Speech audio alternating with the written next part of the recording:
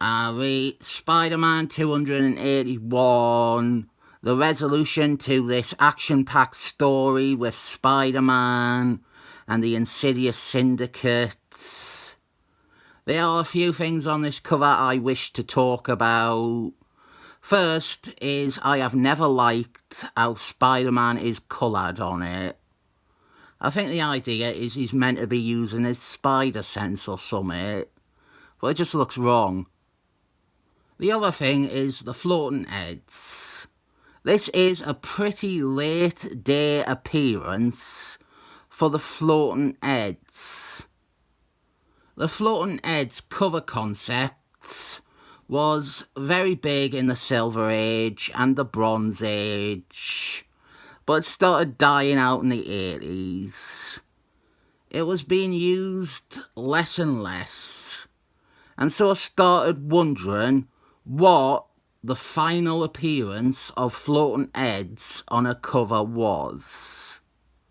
Like the last appearance of floating heads on a cover where they are not being used ironically or to appear retro. I came to the conclusion it was 90s 4, issue 23, and every cover after that has been using them to evoke the past. That was the last time they were sincerely used. That cover is a homage to Thor 337, and Thor 337 doesn't even have floating heads.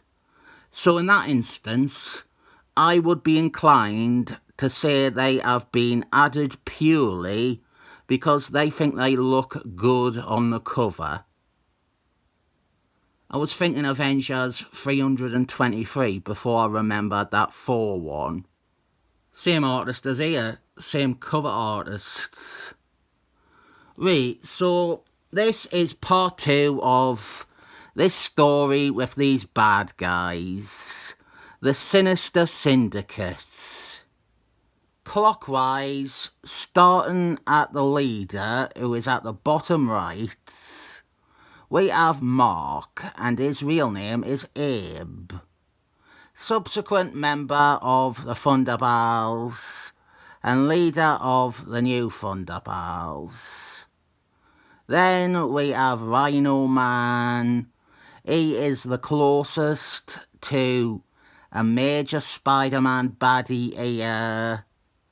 We have Hydro, and I cut out a bit of the last video, but I had this long bit where I talked about how I had like 6 Spider-Man toys when I was little, and Hydro was one of them.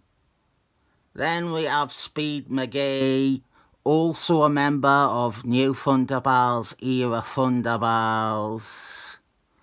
And finally, up the top right is Captain Boomerang, who goes on to also have a history of his own with Thunderbals.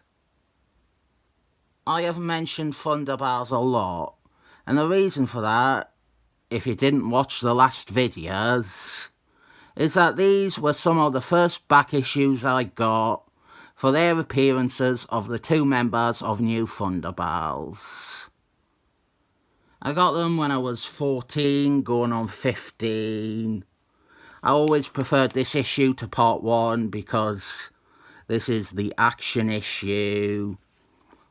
Ex-Spider-Man 4, Sandman, he shows up and joins the fight, but he is on the side of our heroes, Spider-Man and the mercenary Sybil Savile. Since I already alluded to it, I might as well redo the quick checklist of my Spider-Man toys when I was growing up, because I discovered the Mary Jane scene I needed to talk about is actually next issue. I didn't have many toys when I was little. Don't pity me. I credit the sheer lack of things to do with the development of my incredibly powerful imagination, I would usually just sit on my bed. When I had a bed, there were a few years when I didn't even have a bed. I would sit and I would imagine for like 3 or 4 hours, just different stories in my head. Anyway, I did have some toys, and I am not ungrateful. I think I had enough toys and a good enough imagination that they were enough for me. I had this Spider-Man, and I never used the web cannons, so he could just be a regular Spider-Man. I had Black Cat because I fancied her, and she had a tiny little enamel pin. I had Hydro, as previously mentioned. I had Pumpkin King, and I left the bit where I said I had his toy in the last video. I had Birdman, and he had a really good head sculpt. I had Doctor Strange, weirdly, and I had Double Gagger, but his extra arms fell off after like 2 days. You might think, what are you talking about? That is quite a lot of toys. But those were my only toys for like 10 years. Well, I had one other toy. I really wanted a Venom. I thought Venom was the coolest thing ever because I was like 9. So I remember I saved up my dinner money for like 14 weeks and got this Venom with a speedboat thing, and green was my favourite colour, so I loved a green Venom. And then a day later, that prick, Scott Davies, stole it. I knew he stole it. He didn't even bother hiding that he stole it. And whenever I told anyone he stole it, he would say that he didn't, and they would take his word for it. He would be holding the toy right in front of me, and I would be saying, he stole that from me. And he would say I didn't, and they would believe him. The best toy I had, and I barely had it for 24 hours. Hashtag arrest Scott Davies. If he isn't in prison already, like most of the people I went to school with are these days. On top of this battle with the Insidious Six, we have a subplot with Pumpkin King. He is gunning to break Crash Thompson, who is suspected of being Hobgoblin, out of jail. And this is what I remember most of all. Sandman transforming himself into a tank. This image has stayed with me for however many years now. With this story, I feel like I should be explaining Mark's history at some point. I guess now is better than never. We're not going to get that Mary Jane scene that I thought was in here. Mark, whose real name is actually Abe, is a Silver Age character. He first was a human fire enemy, but very quickly became probably better utilised as a Spider-Man opponent. With that said, he often appeared in all sorts, from Daredevil to Avengers, and he would appear in those books enough that people wouldn't be able to peg down who Mark is really a nemesis for.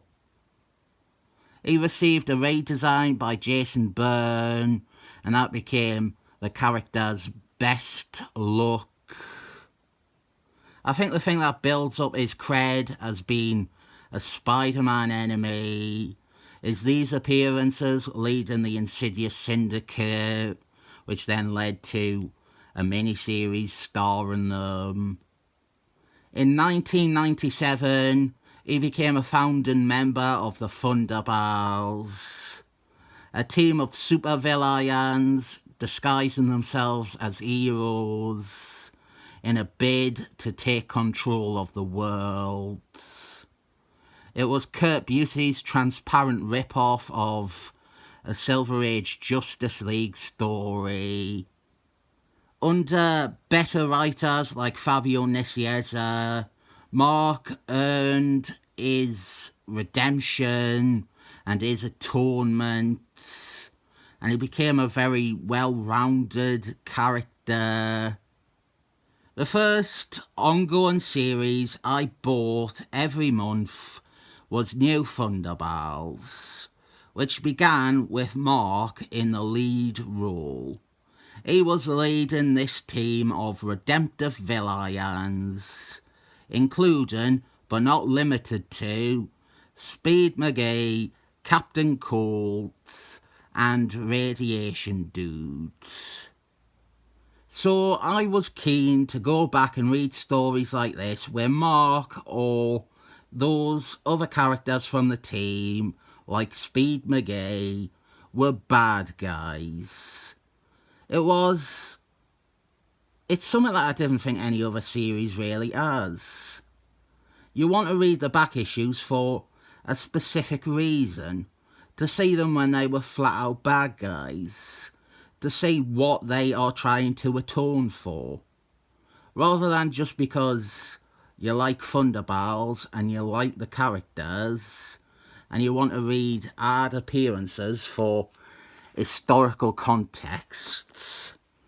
Here is Pumpkin King staging a jailbreak like he is straight out of a Thin Lizzy song.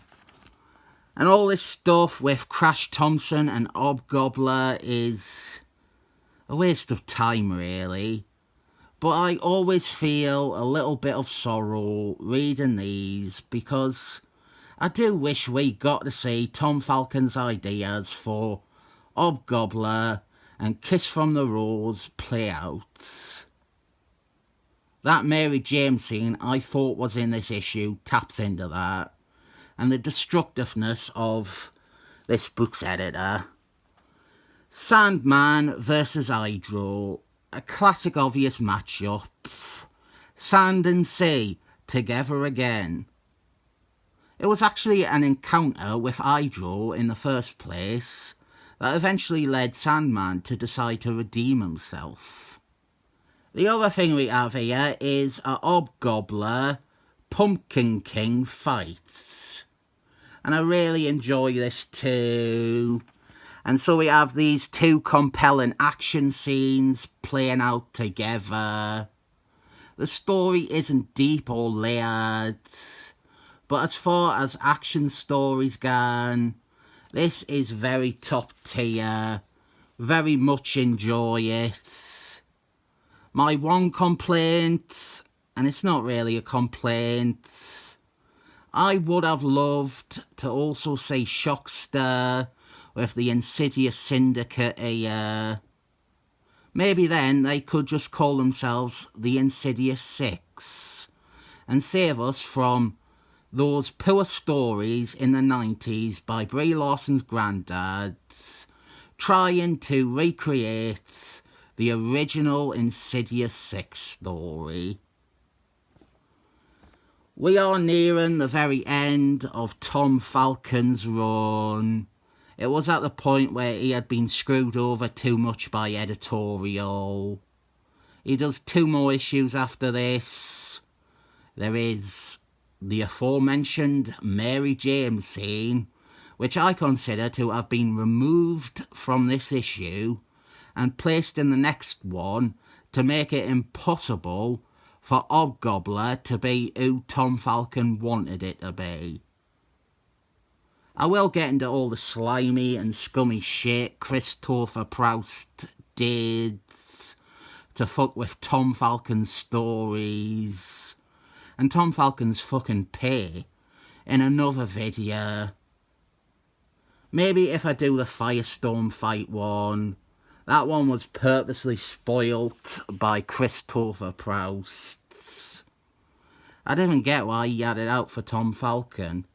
But this story closes out with the heroes winning and forcing the bandits to flee. And then Sybil Saville, She won't pay Spider-Man any money because he wasn't good enough, and they didn't actually accomplish anything in this fight. But she is far more impressed by Sandman's showing, and this will lead to Sandman becoming one of her go-to agents. What we have here, this two-parter with these bad guys, is a very accessible starting point. A nice, largely standalone duology that I recommend to anyone wanting to break into Spider-Man back issues. Don't dwell too much on the subplots with Hobgoblin. That stuff will only come to disappoint you after these. But this set of issues, all three of the ones I got, very, very good stuff, so I give them 7 thumbs up.